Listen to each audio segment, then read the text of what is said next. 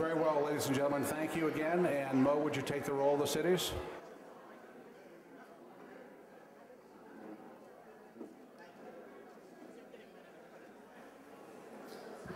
Thank you. Atlantis is here. Belglade. Boca Raton. Boynton Beach. Briny Breezes.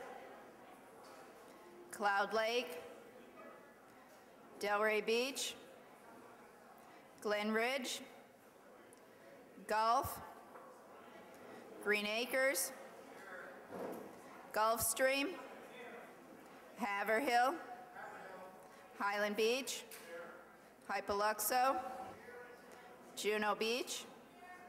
Jupiter. Jupiter Inlet Colony. Lake Clark Shores. Lake Park. Lake Worth. Lantana. Loxahatchee Groves. Manalapan. Mangonia Park. North Palm Beach. Ocean Ridge. Pahokee. Palm Beach. Palm Beach Gardens. Palm Beach Shores. Palm Springs. Riviera Beach.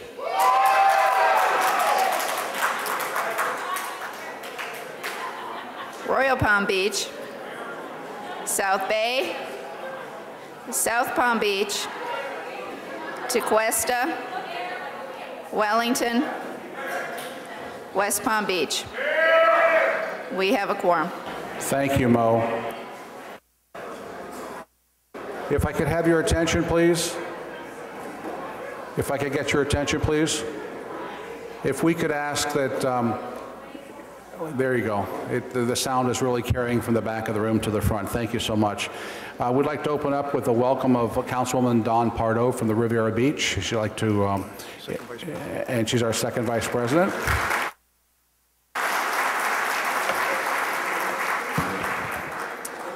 Thank you very much, and welcome everyone to the beautiful, progressive, city on the move, Riviera Beach. And I don't want to steal our city manager or CRA's thunder, but this will probably be the last time you guys will be in this facility. We're getting ready to break ground in early March, and we're building a new Newcomb Hall right across the parking lot next to the park. I'd like to recognize some of my colleagues on the council. Our chair, Cedric Thomas. Cedric?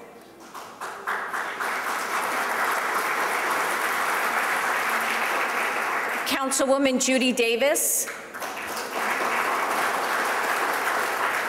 Councilman Bruce Guyton. Is Bruce here today? All right, Bruce is at work. Councilman Terrence Davis.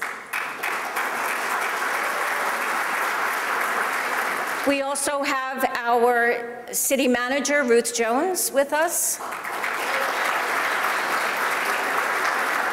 Our CRA director, Tony Brown. Our deputy city manager, Danny Jones, in the back. And I would like all of our staff to stand up and be acknowledged.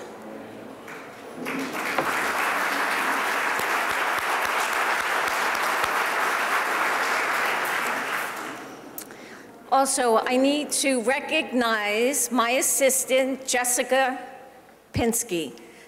Jessica put this whole event on today. So thank you. Last but not least, our mayor, Thomas Masters.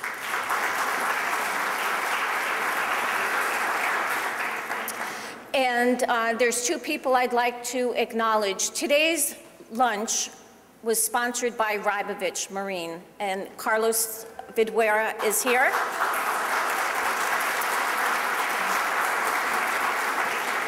Rybovich has been a very generous partner to the city of Riviera Beach, and we hope to have a very long, prosperous future with them. And also McCrae's Barbecue.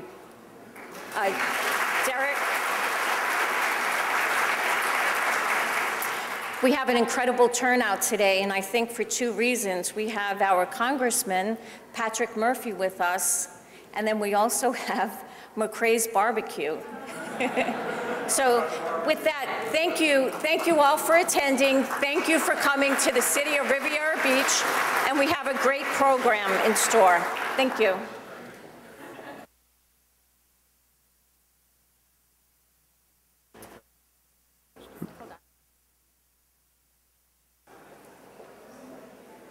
I'd like to bring up our city manager, Ruth Jones, and Ruth will just tell you a little bit about what's been going on in Riviera Beach the past few years.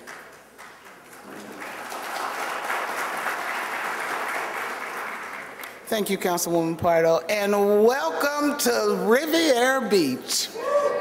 It is so nice to have each of you here with us this afternoon, and as our Chair Pro Tem said, this will be the last time that we will host you here, but once Tony gets us new Newcomb Hall, we will be more than delighted to host you again. I have about 3 minutes to talk to you briefly about some of the things that are taking place in the city of Riviera Beach. Riviera Beach is a city that is definitely on the move. We have taken a great interest, as all of you have, in our young people. And as a part of that, we have established through our library and young adult book club, in our recreational department, for the first time ever, Riviera Beach hosted a swim meet. And in that meet, our boys and girls, when the sum total, our boys placed second and our girls placed third. That is a major accomplishment for our young people here in Riviera Beach. As well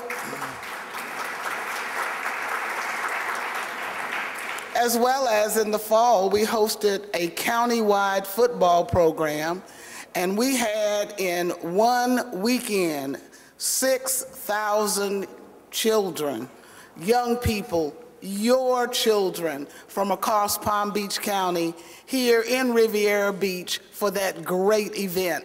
And we are so proud of our recreation department and what they were able to accomplish. We have also, with our police department, been the first city in Palm Beach County to institute a new CSI. I don't know about many of you, but I'm a CSI fan and watch it frequently. But it's a technology called Smart Water. And trust me, we have had it tested and it works. It's to the point that when an individual appeared before Judge Pardo, he commended us on use of Smart Water and how you just can't refute the evidence. What it is if you have property at your home, you just put a dot on it. And if that property is stolen, that dot will show up because that particular chemical is registered to that individual and that household. As well as if you're a business and you've been having break-ins, you place Smart Water above the door. When they break in, this invisible mist to them appears, but under a black light, everybody knows that was the one that was happened to be there. So we are proud to be the first city in Palm Beach County to use that sort of technology. With the help of the state, we're now beginning to develop 13th Street, which is a major corridor here in our business district that leads us into the marina. And we're so thankful to the state for giving us money and assistance in order to be able to prove that particular roadway. As Ms. Pardo mentioned, here at the marina, we are proud of the developments that have taken place. If you get the opportunity to walk out on the North Docks, it's a nice sunny afternoon, and I would encourage you to do so. And we have been able, through the assistance of our consultant, John Sprague, to secure grants from the county and from other entities totaling over $10 million. And now we're beginning to start the south end. So we're anticipating by the first quarter of 2014, all of our docks will be new, our fuel dispensing system will be new, and so we are very proud of what is getting ready to take place at our marina. But even more so important than that is that as the resurgence of the economy And with the aggressive efforts of Riviera Beach staff and our coordination with our other partners in economic development, I'm proud to talk about 3 businesses that have moved to Riviera Beach. One of them is SolarTech Universal Corporation. It's creating in South Florida the first solar panel manufacturing business in the city. SolarTech purchased property that has been lying dormant for several years and had been in foreclosure. They will create 80 jobs with an average salary of $47,000. This business also was our first venture with Enterprise Florida and QTI, and so we are just really proud of what we're able now to do. In working with the Business Development Board, they have been a major partner with us, as well as the county's Office of Sustainable and Economic Development. We now partner together. It's to the point when Business Development Board has a prospect, Riviera Beach is one of the main places that they bring them. As a part of that, we have eTech Global Services, which is a business that will be coming to Riviera Beach. It will be relocating from the state of Texas. They will hire over 200 employees. And I mean, they're really moving this operation from ground up. They called us the other day, said, we need an HR director. Can you help us find an HR director? So when they say that they're starting a new operation here, they mean from ground up. And this will be a major part. We'll be located in our enterprise zone, and we're so proud of that. Also, we are pleased to know that our expedited permitting works and is something that we're very proud of. RFG is an environmental group, and RFG relocated from another area over into our industrial area. And with the use of this process, we were able to speed up the time for them getting into that building in a transition of cutting down the time so that they were able to save over $125,000 in their renovation. So I am pleased to say that Riviera Beach is on the move. We're doing great things here, and we just look forward to the future here in the city of Riviera Beach.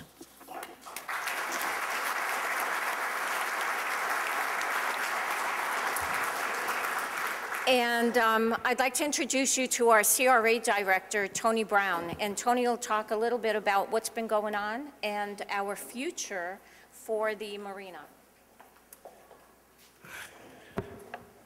I was tackled on the way up here to say you better be very brief. So I'm going to do that because it's always a challenge to speak in front of elected officials.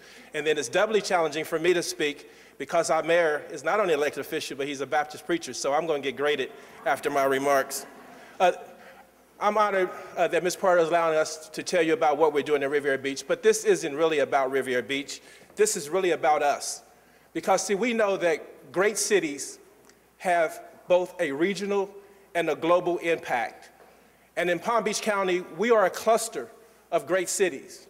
And together, we are only as strong as each of us that we work together to create that synergism. So our message is that we know, and we know that you know, that Riviera Beach has the potential, and we that work here feel that we are a great city, and that we've not yet reached our potential to be that great city, to be that partner with you as a cluster of great cities where we are positioned to compete nationally and globally. We are not competing with West Palm Beach. We are not competing with Palm Beach Gardens, because we know that together, what we do together creates a quality of life for our visitors, for our residents, for them to enjoy Palm Beach County. So the investments that we're making, I'm honored to have the vision of a board that have provided the support for us to make the investment in our core.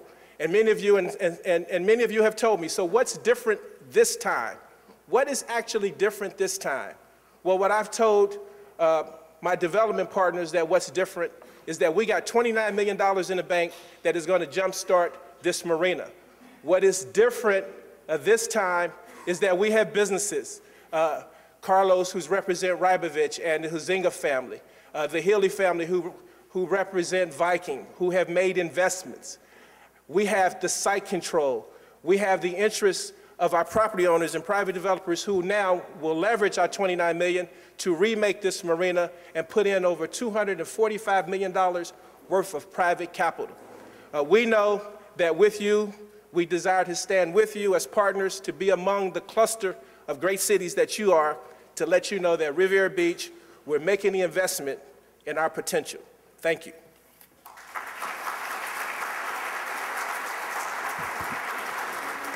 And as I said earlier, we are a city on the move. If anyone would like to move to Riviera Beach, there's a lot of us here. We would love to talk to you. Thank you again. And with that, we have our President, Scott Maxwell. Thank you, Dawn, and thank you again to the staff and the elected folks from Riviera Beach for hosting the lunch day. It's a great event. So let's give them another round of applause, please.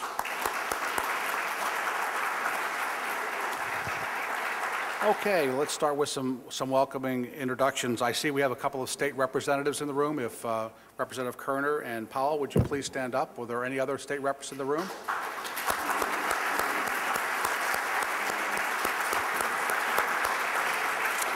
Also, I'd like to introduce Mary Lou Tide, Executive Director from the Broward County League of Cities, Susan Starkey, President of the Broward County League of Cities, and Patty Assef, from the Vice President of the League of Cities in Broward County. Thank you all for coming on up. My next introduction will be that of Palm Beach County Vice Mayor Priscilla Taylor, who is your district rep, and followed by Priscilla, we'll have Hal Valasche. So Priscilla and Hal, would you like to come up and say a couple of words?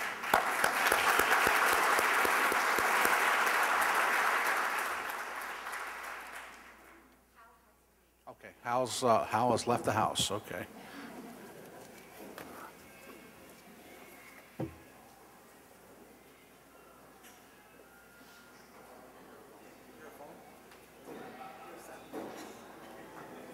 Good afternoon.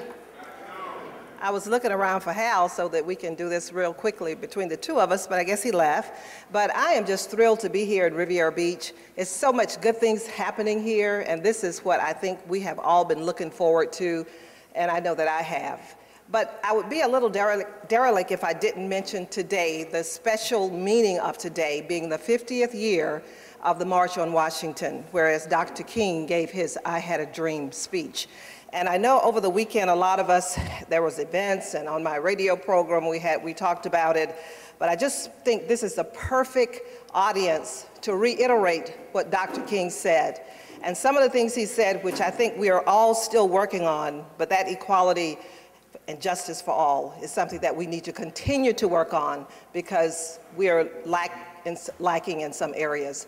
But I am just pleased to have you here in district. This is District 7, which is a part of my district, and I feel proud to stand up here and talk about Riviera Beach because they are doing a wonderful job. So thank you so much and enjoy your day.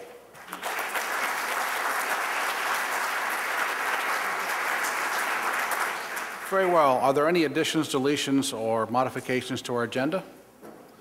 Hearing none, I'll have a motion to approve the agenda. Second? Those are in favor? All right. Moving on to our consent agenda. I need a motion for our consent agenda to approve. Do I have a second? Second. All those in favor? Those opposed? Motion carries unanimously. Okay, very, very well. A couple of comments that I'd like to make this afternoon. First of all, I had the opportunity, along with many of you here in the room last week, to attend the State of the Cities luncheon at the Convention Center. And I have to tell you, I was quite impressed and struck by the positive comments and attitude that I was hearing from the 9 city managers that took part in that event. As we all know all too well, the economy has not been real good to us the last several years, but I sensed a lot of optimism, and the economy is turning around. And I sense from those 9 municipalities that things are looking very, very well for our future. We all have a lot of work to do. As one of the town managers said, just one step at a time, but it's a positive step.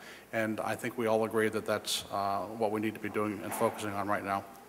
Also, I wanted to comment on a couple of weeks ago, I guess, was it a couple of weeks, the Florida League of Cities annual conference in Orlando. I was really impressed and struck by what I perceived to be many, many more folks from Palm Beach County that took the time and the effort to go on up to Orlando. And I was really, really impressed with that turnout. So for those of you who are here, that went to Orlando, just raise your hand and give yourself a round of applause.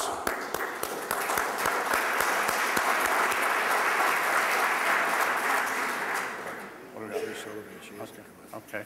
And I also have one more recommendation, or one more welcome I need to do, and that would be one of our new associate members, and that would be Marjorie Sullivan from the Palm Healthcare Foundation.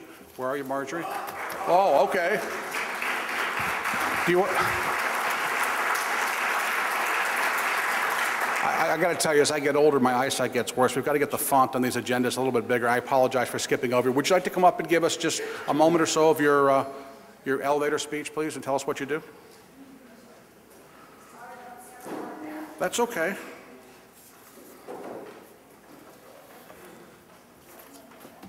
Nice to see you. Welcome. Nice to meet you. Hello, everyone. I hope you're having a good luncheon here. Just wanted to let you know about Palm Healthcare Foundation. Just by a show of hands, who has heard of Palm Healthcare Foundation before? Okay, great. We exist to improve health in Palm Beach County. We are the only public health care foundation in Palm Beach County, and we've granted more than $50 million to improve health in Palm Beach County since 2001. What we're really interested about in joining the League of Cities is that we've helped improve health in a lot of the communities. And in the month of January, we're going to be mounting a physical activity challenge. We did this last year with CBS 12, and the city of Boynton Beach was the #1 contender with all of their city officials. And we'd like to put a challenge out to all the other municipalities to get involved. So you'll hear a lot more about it in the next few months, but that'll be January. It's the Let's Move Physical Activity Challenge. So thank you.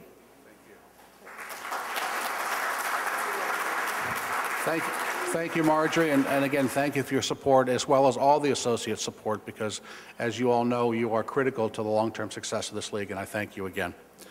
Okay, very well. Coming up next, I'd like to tell you about our guest speaker, who was sworn into Congress at the age of 29, becoming the youngest member of the 113th Congress representing Florida's 18th Congressional District, which includes all or part of Martin, St. Lucie, and Palm Beach counties. He serves on the House Committee on Financial Services, the Subcommittee on Financial Institutions and Consumer Credit, and the Subcommittee on Domestic and International Monetary Policy. Additionally, he sits on the House Committee on Small Business as the ranking member of the Agriculture, Energy, and Trade Subcommittee, and is a member of the New Democrat Coalition, a group of moderate pro-business Democrats. He was born and raised right here in Florida, spending most of his childhood in the Florida Keys, and as a young man, he worked on construction sites with his family-owned construction business, and most recently spent 6 months during the 2010 year working on the Gulf of Mexico on cleanup efforts related to the BP oil spill. He earned his Bachelor of Science in Business Administration from the University of Miami, graduating with dual majors in accounting and finance, and is only one of 10 CPAs currently serving in the House of Representatives. He is firmly committed to working in a bipartisan manner to tackle the many challenges facing our nation, and as such is co-chair of the No Labels Problem Solvers group, comprised of House and Senate members dedicated to building trust and collaboration across the aisle. I think you might agree our guest speaker today is truly remarkable and accomplished business leader and a public servant. And I'd like to also make a personal comment, and I'm sure many of you would share this thought, and thank the Congressman for his support of a letter that he wrote to Congressman Boehner and House Speaker Boehner with respect to the municipal bond issue that is so heavily on all of our minds. We really need to have Congress not tinker with that bond issue and keep it in its present format. So, ladies and gentlemen, without further ado, I'd like you to please help me welcome today Congressman Patrick Murphy.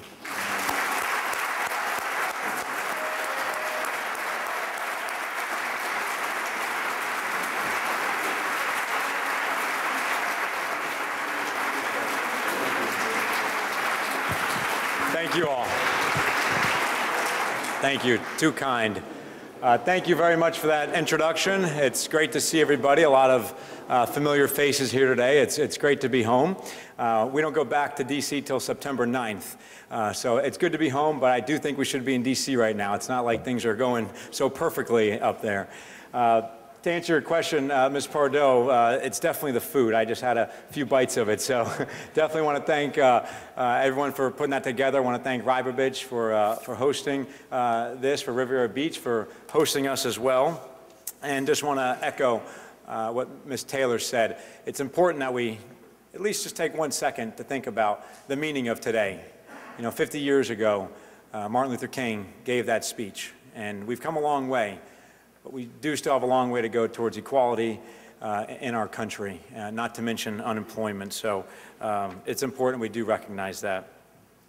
I want to especially thank Ms. Ruth Jones for some of her comments, and Scott, you touched on this as well.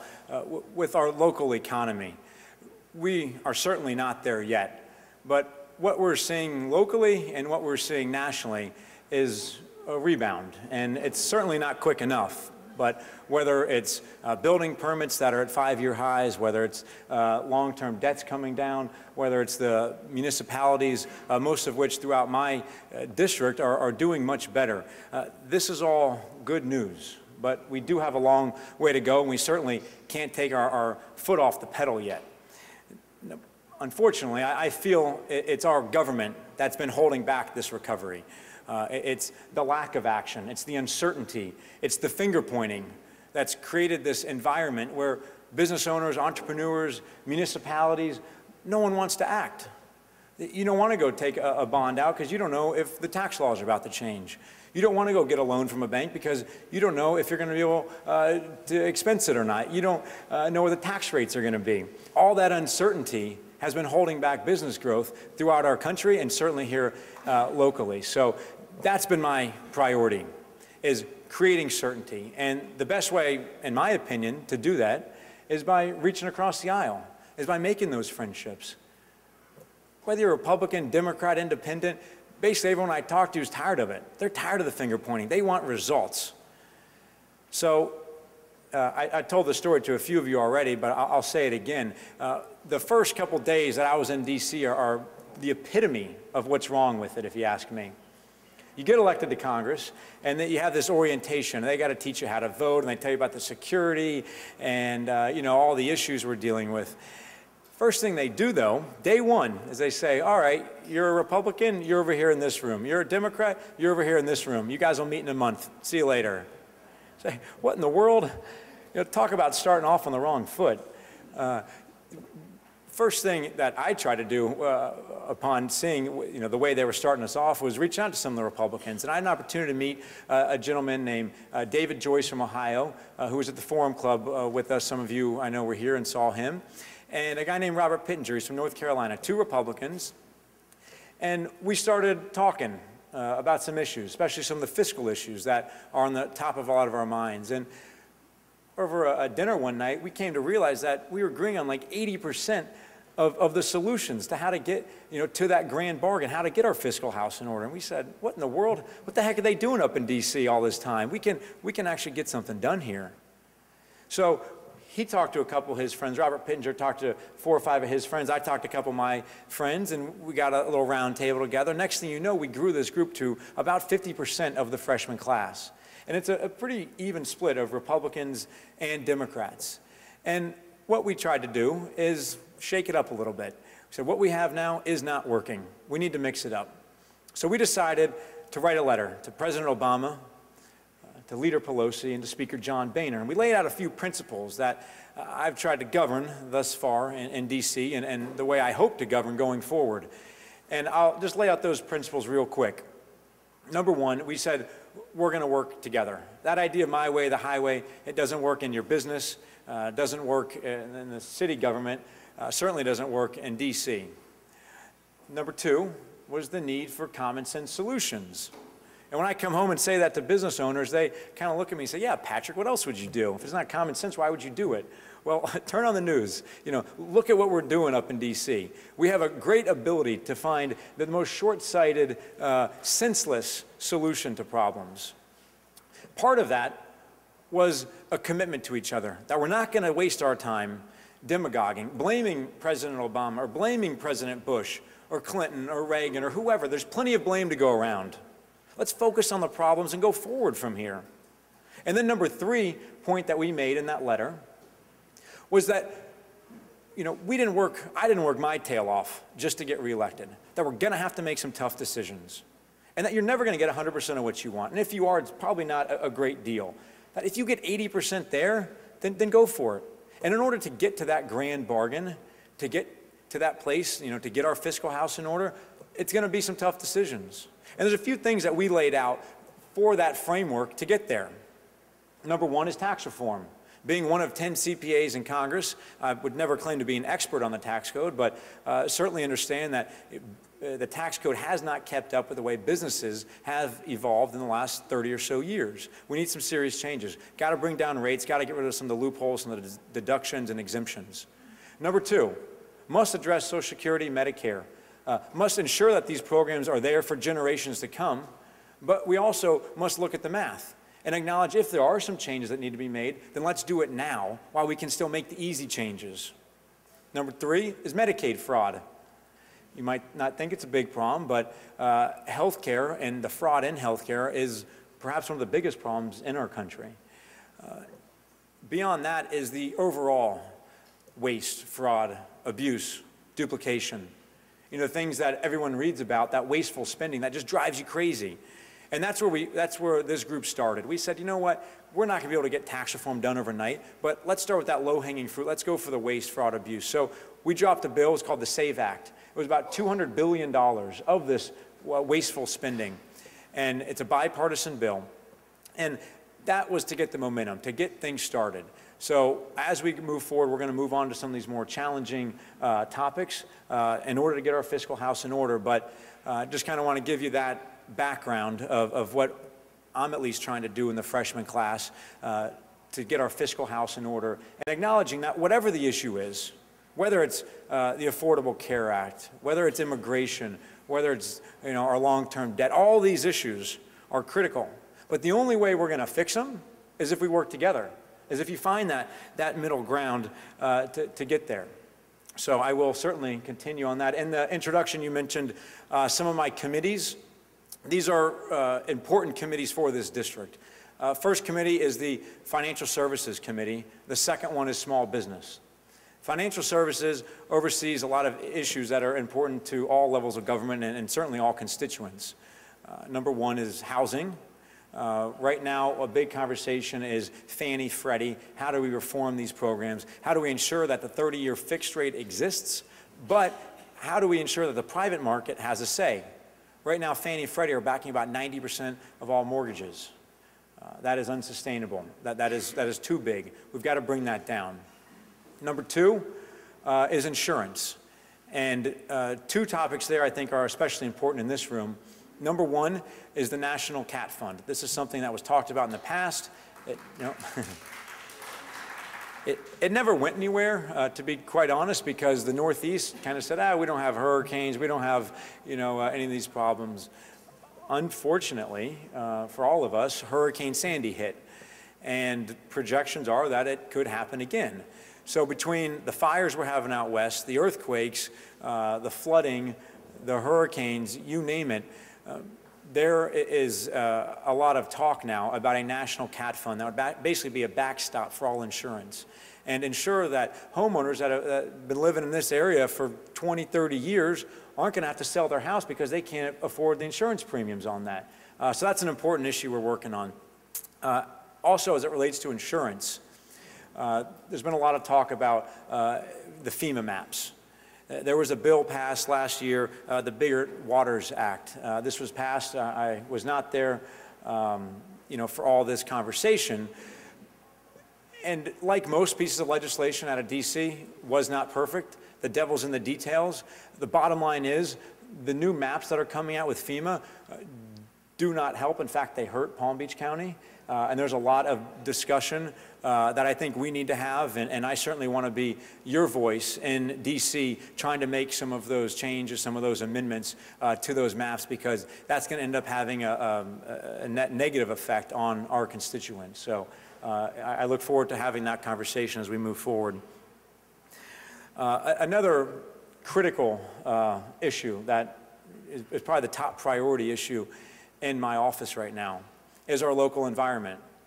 This is important to me, not only being a native Floridian, growing up in the Florida Keys, loving our environment, and wanting to ensure that it's there for generations, for my kids and grandkids, but because of its effect on our economy.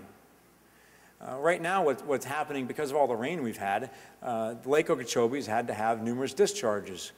Up until about last week, they were discharging about 3 billion gallons a day of nearly toxic water. This has created havoc in our estuaries and Indian River Lagoon, and it's come all the way far down south as here. The problem not only is what it's doing to the environment, but what it's doing to our economy. Basically, every business north of here somehow is related, whether it's hospitality, tourism, whether it's real estate values, whether it's the charter boat fishermen. All these industries are somehow tied to our environment. And for every dollar spent fixing our local economy, fixing our local environment, it comes back 3 to 1 to our economy. So if you ask me, that's smart spending. And this is something that I'm very passionate about in DC because we are in a tough environment. There's no question we have to get our fiscal house in order. We've got to get long-term spending down. But not all spending is created equal. We've got to go after the waste, the fraud, the abuse, the duplication. Let's go after that. I'm adamant about it. However, there's smart spending. And there's areas of spending that you get return on investment. Things like education, things like infrastructure, research, development, things that made our country so great. That's where all the cuts are coming from. It's not fair to future generations that that's where all the cuts are coming from. And we can do two things at once, if you ask me. We can bring down spending in other areas of our government, the waste and all that, and some of the monster programs we have, while continuing to fund critical infrastructure projects right here in our backyard. So it's important to me, and I think important to all of us here, that we remain passionate about these issues, about these environmental issues, and I ask for your help. Coming to DC, helping me sell this case to Washington that we need smart spending. That is actually what's going to help get our economy back on track. That's what's going to help make America great, is that smart spending in things like education and infrastructure. Sitting at my table and walking through the room, I had a conversation on another important local issue, and that's the All Aboard Florida train. I've had a chance, I should say, to meet some of the folks that have put that together. And they've been kind of going through the halls of Washington, meeting everybody, and had a chance to sit with a lot of people in this room about that. I think overall, it makes sense to connect Orlando to Miami. I think overall it will spur more business. I think economically it does make a lot of sense, not just for moving people, but moving cargo. As the Panama Canal is completed, Port Everglades and Port of Miami are going to take advantage of that. If we can continue to get that cargo, get it on a higher speed cargo train, that only helps us out locally. So it's important that we do it right, but there are a lot of local concerns that I don't think have been hashed out entirely. Who's paying for what? All these intersections that these trains are going to be coming through. They estimate it's going to be about 30 new trains coming through all of our pretty much backyards. That's going to mean a lot for traffic. It's going to mean a lot for noise. There's going to have to be some funding there for it. And we have to all have that conversation. I'm certainly going to do everything I can at the federal level, if there are any grants, if there's any loans, if there's any opportunities to help out some of the local municipalities, especially those that are struggling financially. One other just issue I want to briefly touch on, and I want to thank Mayor Masters for his leadership. We had an opportunity when I was first elected to tour Riviera Beach and look at the sharpshooter program. The violence in a lot of our communities is way too high. Now, of course, a lot of that is tied to unemployment, and you tour some of these communities and people aren't working. So we got to solve that problem. But in the meantime, there's some things that we can do that Riviera Beach was able to implement. And I'm working on implementing some of that and trying to get some funding up in Fort Pierce. There's been over 30 shootings in the last few months up there, gang-related, just, really sad to see happen. So thank you, Mayor, and all of Riviera Beach for being able to roll these programs out, for your leadership there. And it's definitely a model community, and I know you've had a lot of, good things come out of that. So thank you for that. Regardless of the issue, we all have something that is, particularly important to all of us. We all have something that is in our heart. The only way we get there is if we work together. The finger pointing does not help anybody. People are tired of it. I'm going to continue doing my part, reaching across the aisle, trying to build, some of those relationships and work for you. It's my job to be your voice in Washington. I have an open door to everybody. I don't want to be called Congressman. I want to be called Patrick. Call me, text me, email me. I want to hear your thoughts, your concerns, regardless of party affiliation. And on that note, I will comment that whatever the vote is, whatever the bill is, whatever the letter that I'm supposed to co-sponsor, I'm always going to look at it from a standpoint of what's best for this district, what's best for our country, and what matches with my beliefs, what lines up with the way I feel. I'm never going to listen to what any party tells me, whether it's the Republican or the Democratic Party, and do what they say because they think it's best politically. That is not the answer. That's what's gotten us into this problem. So we got to get over that. We got to work together, and it's a great opportunity to be here with you all. I look forward to getting to know you better, and thank you for this opportunity. Thank you.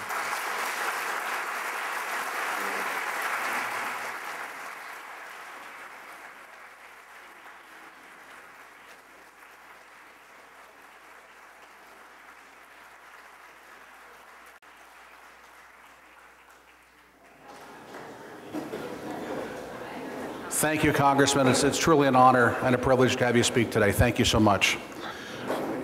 Okay, we have no miscellaneous business before us today, so we'll move on to our legal report. Trila, are you with us somewhere? Yes, I am, right over here. Thank you, Mr. President. I'm right here. Hi. Hello to everyone. Very nice to see you all today. I have a couple updates for you. As you know, September is upon us, and we know what September means in municipality world. It means budget hearing time, 2 of them for each of us. But just remember, you also have to put on your website 2 days before your first budget hearing, your tentative budget.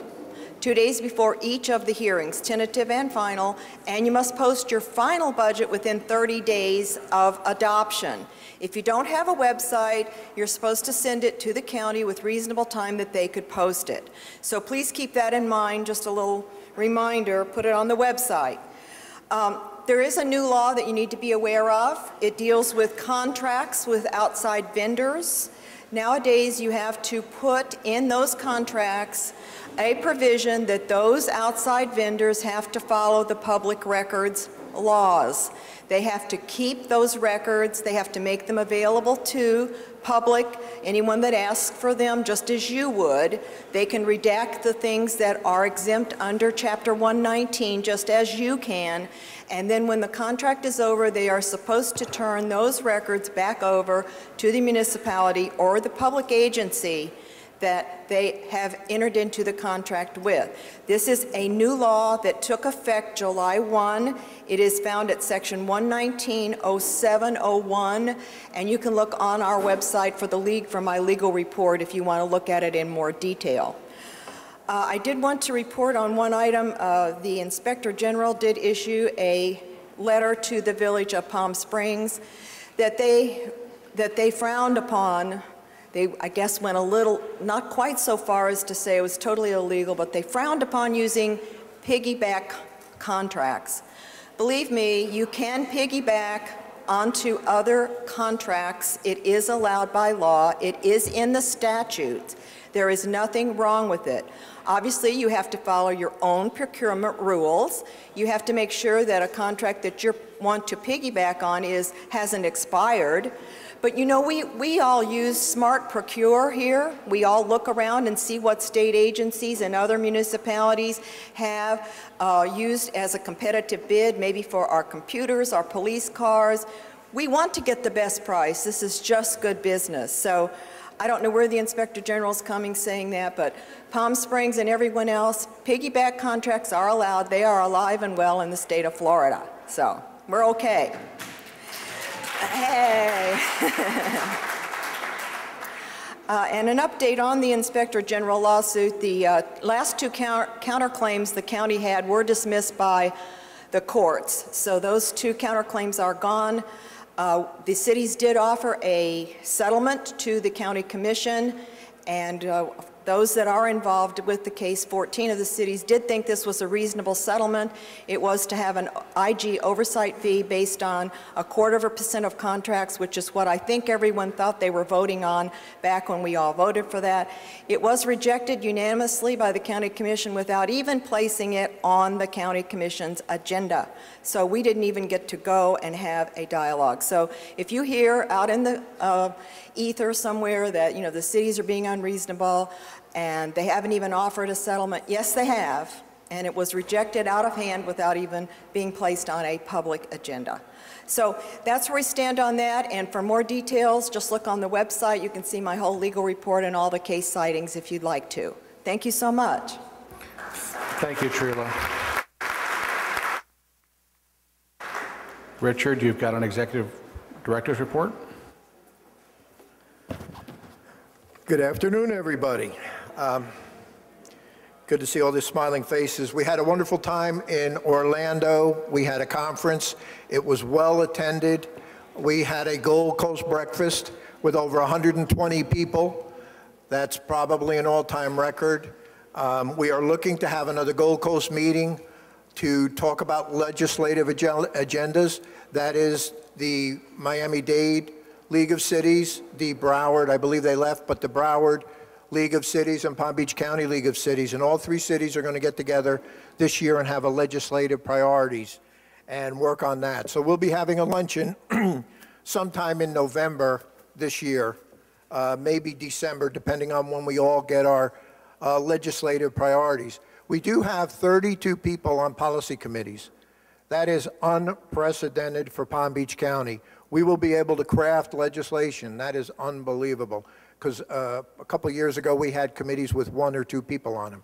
So we will be able to help craft some legislation and push some of our things like sober house, some public records laws, and maybe transportation funding and different issues that are going to be coming up. The policy committees, the next one's September 20th. That's going to be in Jacksonville. It kind of poses a problem.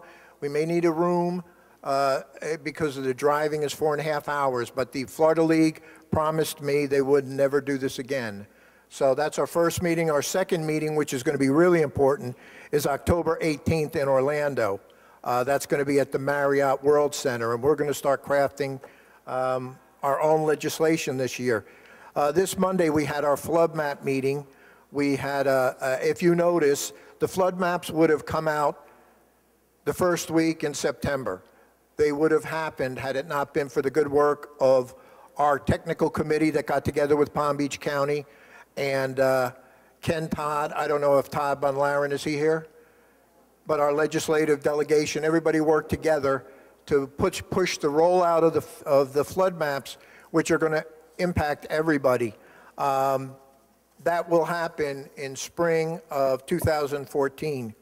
We had an interesting meeting, and this is for the 14 cities with the All Aboard Florida, which is the, as Congressman Murphy talked about, the train system that will be going from Miami-Dade to Broward, and it passes through our cities. The interesting information, there was a technical committee yesterday, and I got to talk with Tom Drake of the Federal Railroad Administration, and he's the crossing trespasser regional manager, but basically he's in charge of every grade crossing on the rails between Miami-Dade and Knoxville, Tennessee. So he knows his business, and he does not have a dog in the fight. We are trying to find out the impacts on the cities, and All Aboard Florida is trying to get their job done as quickly and expeditiously and cost effectively as possible. That being said, we had some good news from Tom, because he is the unbiased party who works for the Federal Rail Administration, and north of West Palm Beach, it's a closed system. So the rails, once they leave Miami and they get north of West Palm Beach, there will be a closed system. That means the standard that the railway has to be built to will, by in itself, require a quiet zone standard. So all the cities to the north will have to do is get quiet zone certified, and that'll be taken care of. He also said that normally with speeds this high, that this is normally put on the costs are put back on the railroad due to the fact, and it was his word saying, the cities didn't ask for this system, and when the impact to the cities come in something like this, expanding to that degree, normally, historically, morally, every way, it's basically a railroad issue. South of West Palm Beach, it's a slower system, 79 miles an hour or less, which it's traveling now. They look at that as if it's a normal railroad, and it's going to be different for potential of us getting funding. But so for the South, we're going to have to still look at it in a two-tiered system. The infrastructure that's going to be needed on the grade crossings, and then the extra quiet zone. So we'll be doing that. We have an FEC committee that met. The only consensus really out of that committee was that there should be some funding from the state of Florida. And some interesting things else that came out of the meeting is we weren't sure what could stop a quiet zone and what risk conditions would make a quiet zone. Well, there's no, if you want a quiet zone, you can have a quiet zone. The only requirement is money. There are standards that if you want to pay for it, you can have a quiet zone. We were concerned that maybe Okeechobee or certain roads wouldn't meet it. The other one is if a city closes a crossing, and this one we couldn't get an answer for many months. If you choose to close a crossing, that has monetary value. That has in-kind value. There is value in terms of negotiations. So when you're closing a grade crossing, you have the ability to negotiate that. Also, the other thing that came out was FEC cannot make you sign an easement agreement. If you have easement agreements, they are definitely in effect, but they can't make you sign one. And before we run too late, I want to thank Jerice, and we have Catherine who is here working with us, and the city of Riviera Beach for doing such a wonderful job. Will you join me in a round of applause?